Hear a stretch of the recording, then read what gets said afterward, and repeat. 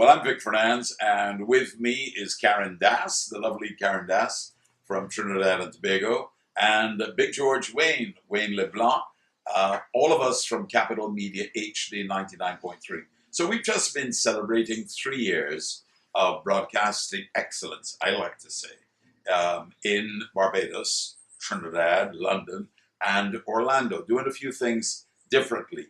And so I gathered here with my colleagues today to look a little bit at the industry and what we have achieved and why we've been able to achieve what we have achieved.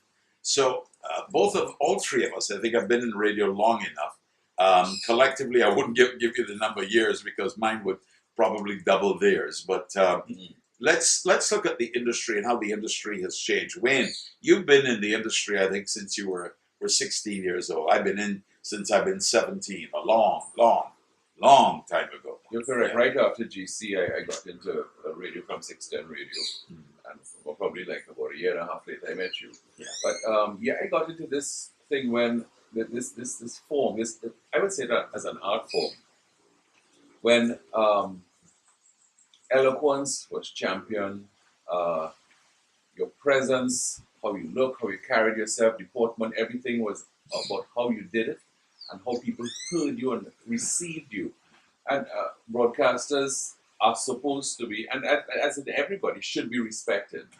And I find that now that it's just about, here, hold on, this is what we have.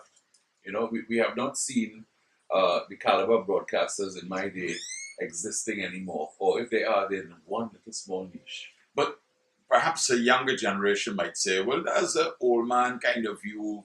There's people who have not adapted to change. That is passé. The industry has evolved. That is no longer what radio is about. How do you respond to that, Karen, as one of the younger members of certainly the youngest of this trio here? Well, evolution is necessary for success, but you should actually retain some quality of what was. And Wayne is right that you don't actually find good broadcasters anymore. Being in the market and being in it from a very young age as well, but I have worked through many stations and I've worked with many formats. I've worked with many target groups, audience groups. So I got a good taste of different styles of radio. And I can tell you that it's the same thing. We don't have that. Now, for me, I think young people coming into media, you get a microphone, you sit behind, you learn how to do the board, and you just talk.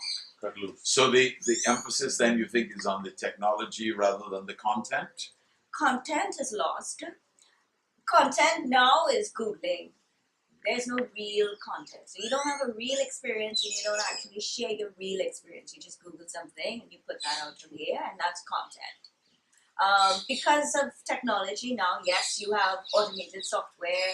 You don't actually have to do a lot of work in studio, like in Wayne's day or maybe in your early days, right? Definitely.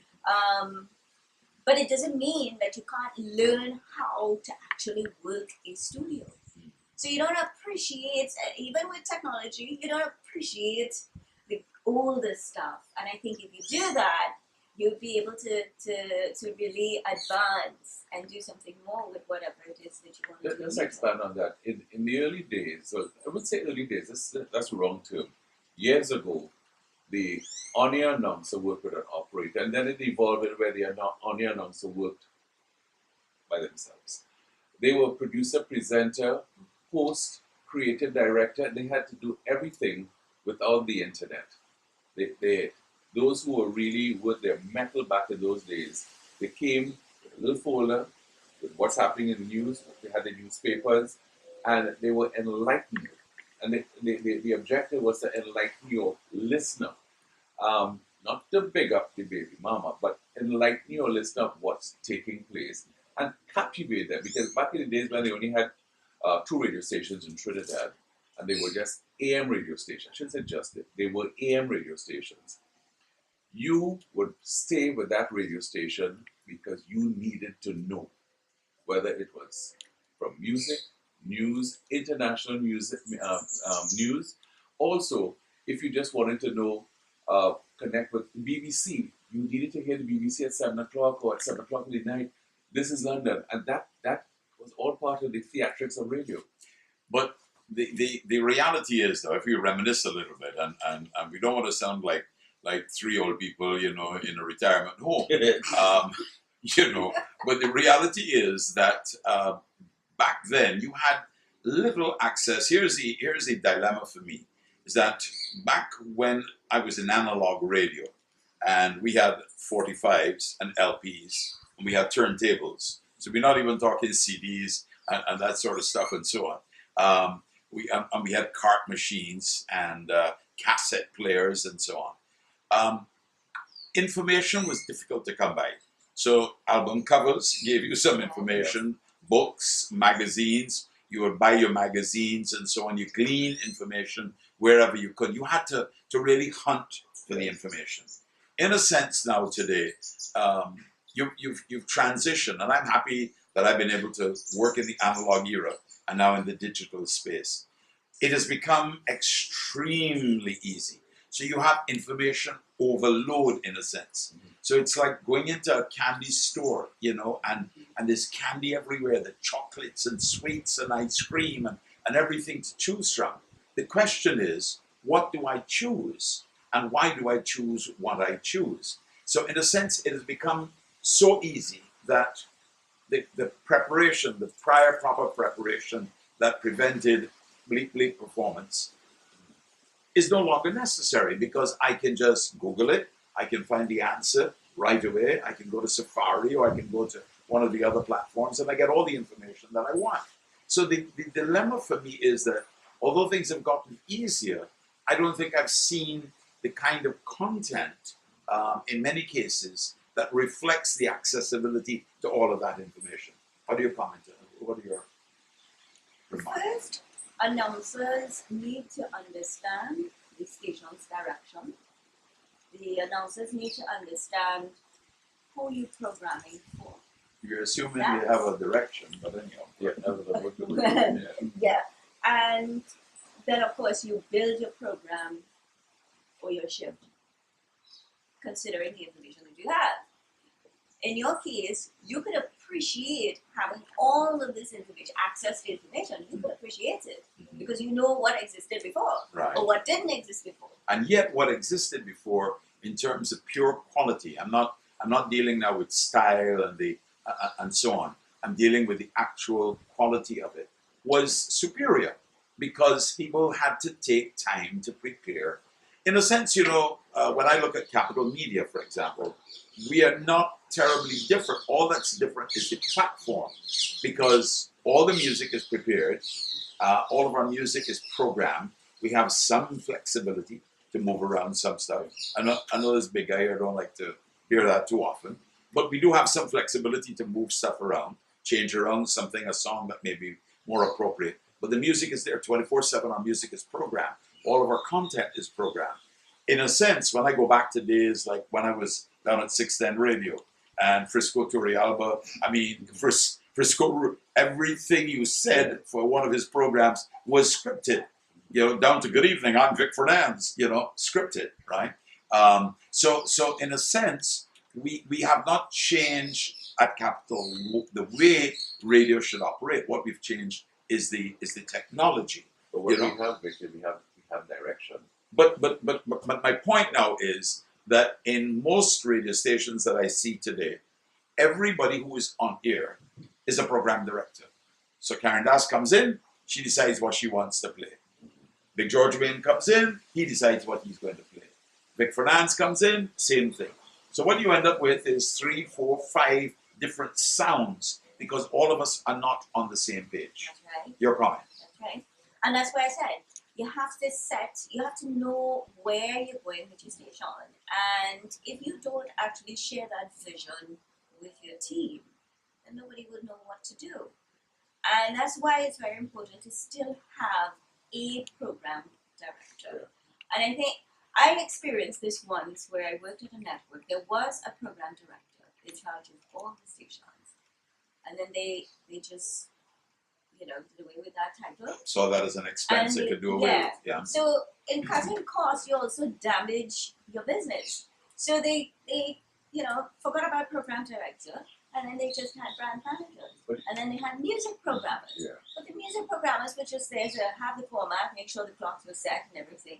But when I started, there was nobody there to go to ask, okay, so what do I do with this? What do I do with that? The GM would call you, and from the time the general manager calls you, you think you automatically think you're in trouble. Right? So then he would start nitpicking at stuff, and then the other person would call. And that's actually how I learned. But I didn't have, in the beginning, a program director to tell me, well, okay, this is where we're going, and this is what you need to do, and this is how you do it. So I had to pick until I found my way. The psyche of listeners has changed in a way where, well, should I say broadcasters, where we have started targeting certain niche markets, okay, like you've been in the East Indian market, you've been in the pop rock format, and my first on-air gig was as an urban DJ years ago, and I did not like urban music, but that was the direction of that particular program, and you had to get into it, and you had to live it, because the urban market started to grow, where rap music and R&B music dominated it, and that is where there was a station called 98.9 that it came out of that. But we have what has happened now is, if we are targeting a certain demographic, and the program director has set that particular direction, everybody, starting from morning show to when we sign off. As a matter of fact, radio stations don't sign off anymore. We stick with it. Now we find that they pick up some youth. I encourage young people, they pick up somebody, can't finish a sentence, and they have some teachers who can't finish a sentence either, right? But they can't finish a sentence. And we had a classic example yesterday when we were in a Delhi establishment, where song is playing and he talks through the entire song. He's not making sense. He's not connecting with anybody, but he's entertaining himself. But in radio now, because of what Vic was just talking about, we have this sensory overload of have not been taught to assume it into their programming. And this is where there was a disconnect in some way. We lost, like in Trinidad, we lost quality broadcasters because the market was expanded from 2 AM stations to 2 FM stations, so there were 4, and then all of a sudden we have to 30 something. Okay, we have a shortage of announcers now. Where are we going to get them? Well, DJ so and so is free. He has a little following. So and so is free, and you just put them on the air. They won't train. You gave them a microphone, a headphone, and then they might bring a little friend to spin the music. So basically, the station is not playing the music anymore. It's somebody from Robert Street playing the music. So we are in a situation of You have something against Robert Street Woodbrook? I didn't even think of Robert Street, but we have unguided missiles right now, and we need to harness that. And when you turn on the radio now, you're going like, oh God. But let me ask the question: if you say that as a mature broadcaster, is that necessarily the reflection of the young listener? Because presumably one has to presume, and I'm playing devil's advocate here a bit. I mean, if there is a wholesale rejection of that type of broadcasting, then surely it should impact on those stations. They should feel it in their pockets. They should feel it in their numbers declining. Are they? They have grown. They have made it applicable to the environment now, where bad radio It's cool. is cool, and I cannot be a part. Years ago, they would say, speak like Bob Gittins, speak like Selma Hayek, speak like Vic Fernandez. And you're supposed to, as a broadcaster, you are supposed to lead by example. That's right. I followed what came down. And there's, when we are speaking amongst ourselves, we speak like Caribbean people, we just be ourselves. But when you're on the air, speak properly. Because they are young, influential people from all ages listening. And then earlier this week, I made a point when I was saying that we have to understand what we ought to do as broadcasters. Because if you direct people into a path of positive thinking and appreciating what you're doing, they'll follow by example. You know? Are they in your opinion then? Because this seems to be where part of the discussion is going. Do we have too many radio stations in some of the markets? I mean, a country like St. Vincent, with barely over 100,000 people, I think they have 12 or 13 radio stations. I've seen a radio station operating essentially out of somebody's bedroom. You know, what do you expect to get when that is the operating module? And then, if you have all of these radio stations, it means there's also a dilution in terms of the available advertising inventory, which probably means you cannot attract people who may otherwise have wanted to make a career in the industry, but simply cannot work for peanuts. How do you respond to that perspective that maybe there are too many licenses? So before I answer that part, people don't know what they want until you actually give it to them. Will it and they will come. Because we didn't know at one point that we wanted 24-hour radio. All we had was, at least in Trinidad, the AM stations, we would have 30 minutes. 11 o'clock at night it went off. Or something, you know, and you pick up Guyana, or you might pick up a foreign station. People did, that was good, but they didn't think that they would have a 24-hour station broadcasting. You couldn't even fathom the idea of listening to radio for that long until it was given to them. And then everybody was just super happy about it. Then when different formats started taking shape and different stations started doing the thing, again, people didn't know what they wanted until we gave it to them.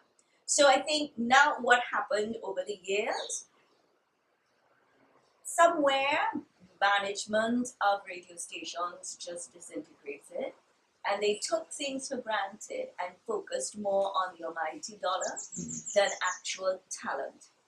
And when you do that, which obviously has happened, you kill your business. This goes back to the point you made, Karen, sorry, that when we talk about you bring somebody off the street to be a programmer. But in some cases, you bring people off the street to be a CEO. No. In a sense, because many media houses, many radio stations, and TV stations are run by people who really have very little working experience. They just see it as a business. And my argument has always been, and always will be, that while it is a business, it is unique in many respects. And therefore, one has to have some sensitivity as to what it is you're dealing with. You're dealing with the airwaves. You're influencing how people think, how people behave. Yes, you do. You do it by your programming, by your content. You're an influencer. You're a disruptor, as the case may be. You shape opinions. I mean, you only have to look at Fox and see the nonsense that they spout out. And of course, I'm probably being biased here in my opinion. But in a similar vein, MSNBC does the same thing on the opposite side of the spectrum. But they have followers. They have people who believe everything that comes out of them. And so you get you get Mr. Trump and his perspective, and people ask, well, how could he say these things and get away with it? How could he say things that are blatantly untrue and get away with it? It couldn't have happened X number of years ago. So in a sense, people operate within the parameters of the particular philosophy or bias that they have. But you have in the industry, in the Caribbean, a lot of people who really have no experience as media people. Now, do I have to be a media person to be a good manager? Clearly, no, I don't have to be. But it does help if you had some experience and understand that the airwaves are different. The airwaves are not selling, it's not a supermarket where you're selling groceries and goods and food, or you're selling cars or something. You're selling ideas and you're shaping opinions. And you need to have somebody at the top who understands that and is sensitive to that. That's a perspective I have. On the point on social media, not social, influencers, when you mentioned that there just now a bit. Yeah. Influencers are critical people now in this world of social media, like Kim Kardashian, Kanye West. You get where I'm going with this. Radio is an influencer. and will always be. And at one point, they were saying radio was dead. Radio will never die, you know. But what has happened now, people understand that radio is so powerful that everybody, if you turn on the internet now, if you go to TuneIn, there's Brian Adams radio, there's Janet Jackson radio, because they are all influencers. So they're on the social media perspective. But if you come to the terrestrial perspective, we are the influencers. And a radio station could start a revolt, you know, or put people in the place like Radio Grandma, was it Grandma from Cuba?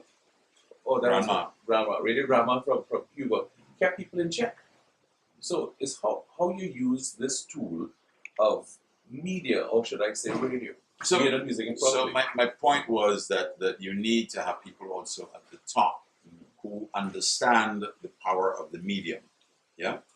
I want to shift the discussion a little bit now to the digital era, because there were a lot of predictions about the demise of radio and so on. But radio, it's just like cinema. Cinema has evolved. There was a time when everybody, when DVDs came out, well, even before the DVDs, when VHS came out, oh Lord, cinemas are going to die.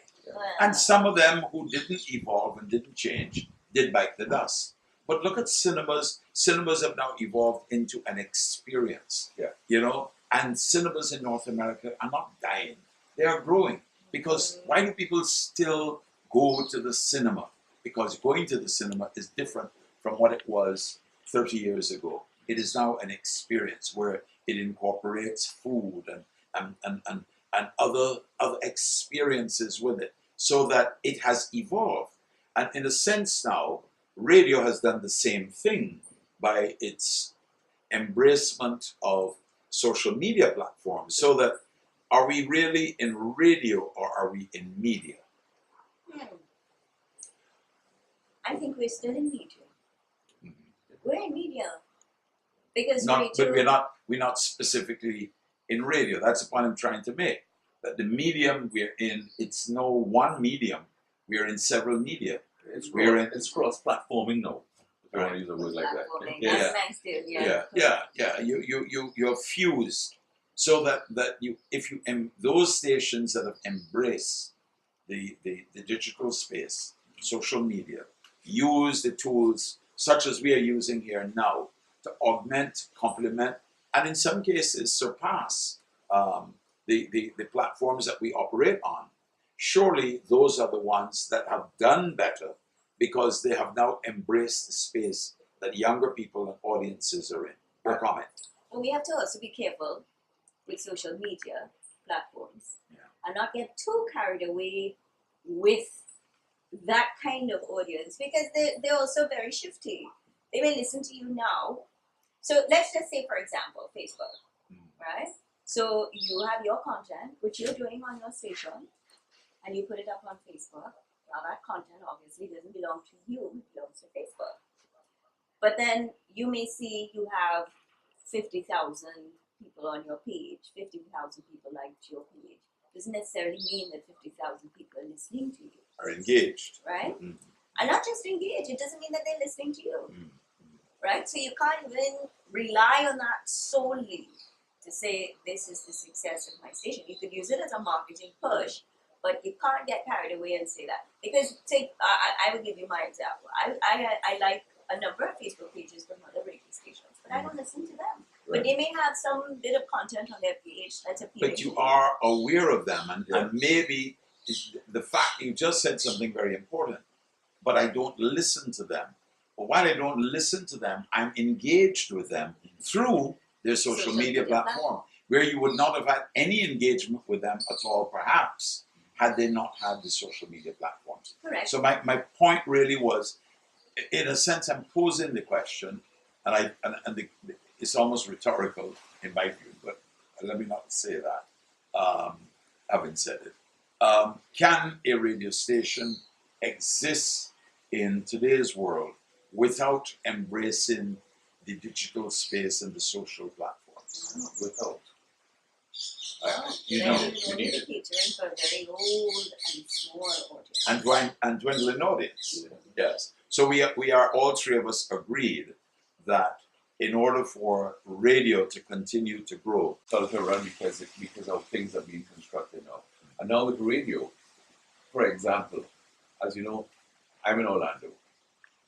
I'm the PD of a radio station in Barbados. I have to monitor the station. I have to embrace the technology. I have to. And if I'm not home, how do I hear the station? Because of the technology, I could attach my phone to the car.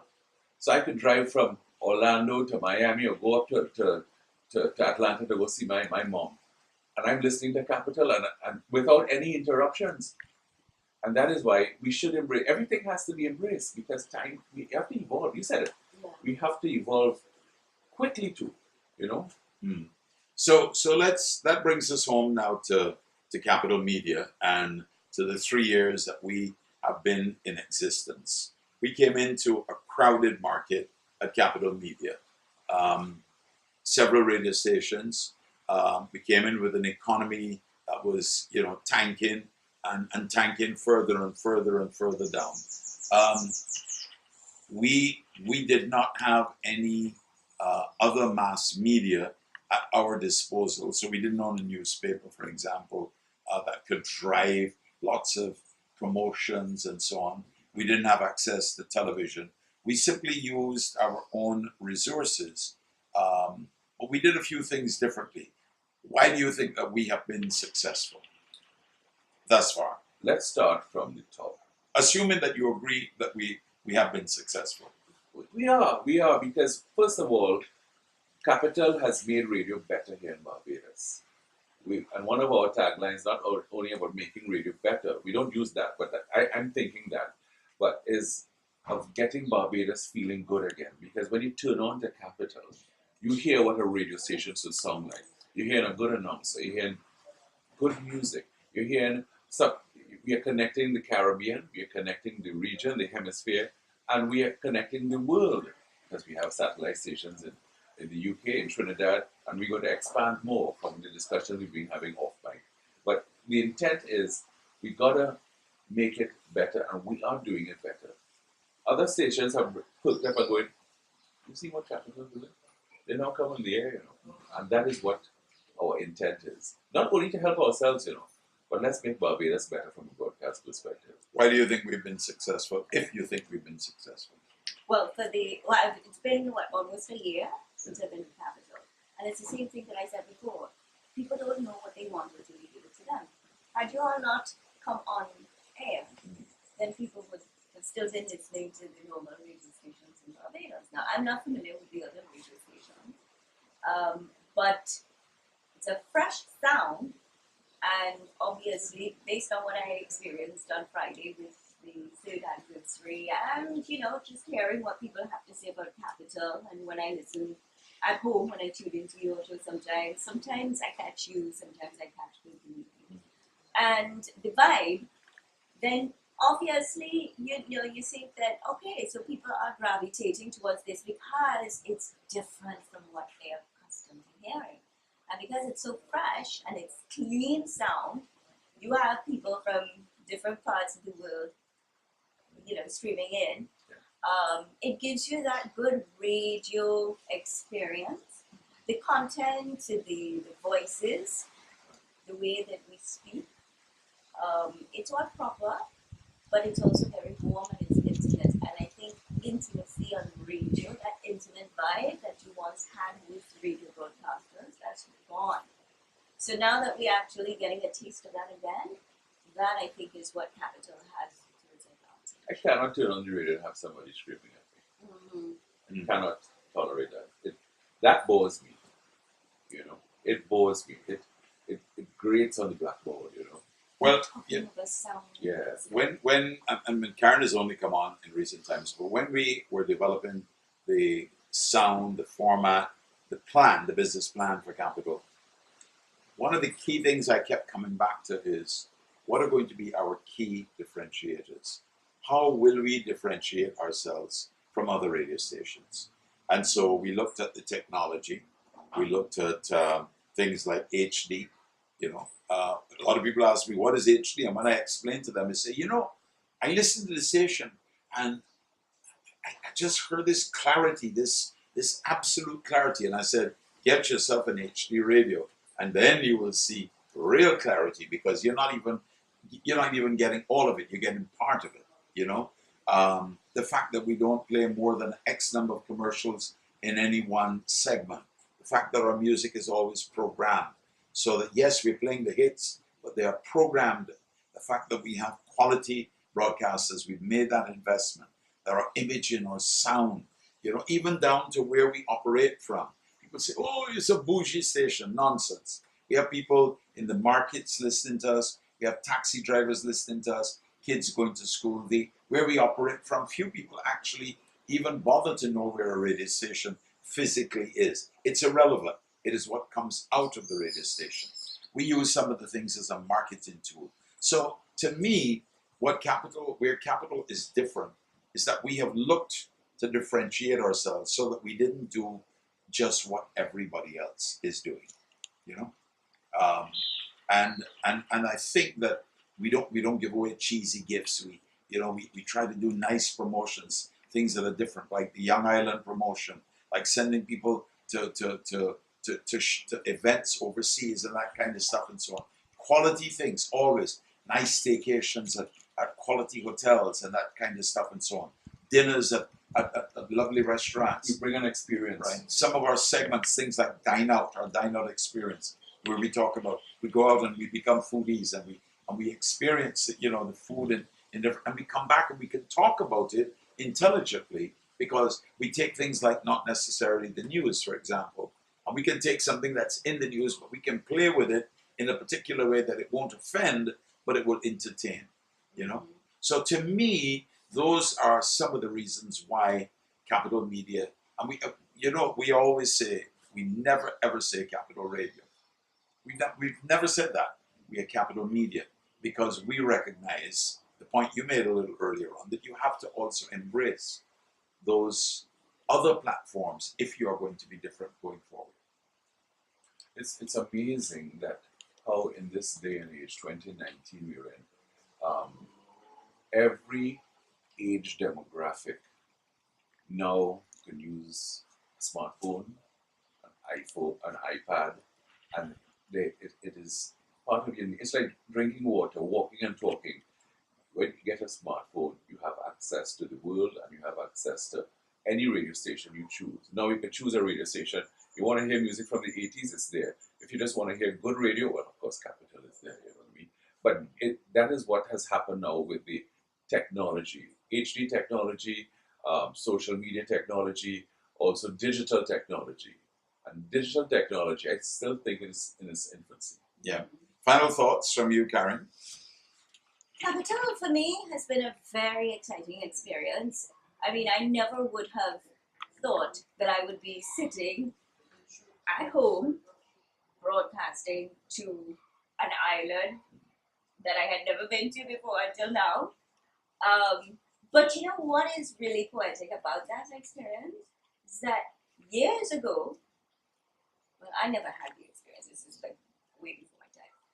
But people would only be able to hear a foreign radio station, just like, the tune. And you would remember that, yeah. right? So you would just get that feed and you would hear, so you The get radio feed coming antennas from feed. Grenada or Guyana or something, and that was your taste of foreign radio.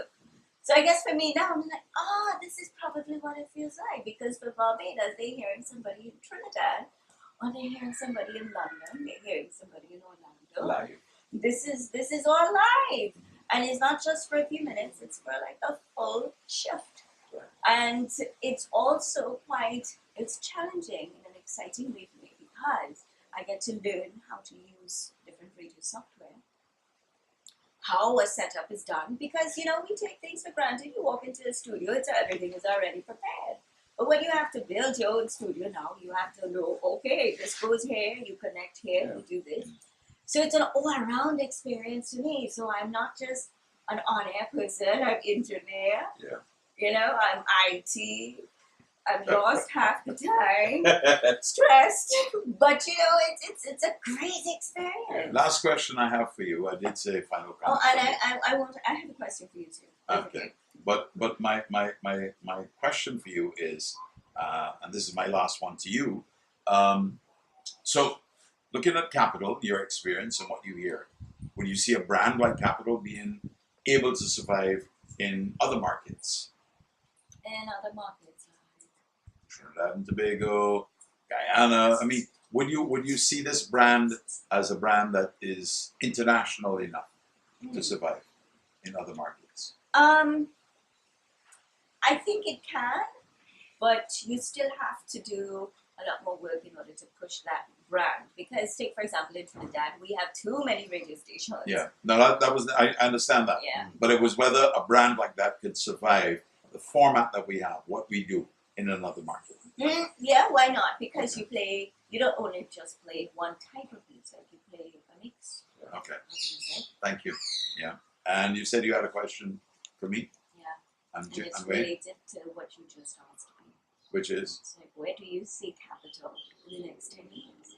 well, I don't want to say too much about where I see it in the next 10 years because I might give away a bit more of our trade secrets, but I see growth, not just in this market, but I see an expansion.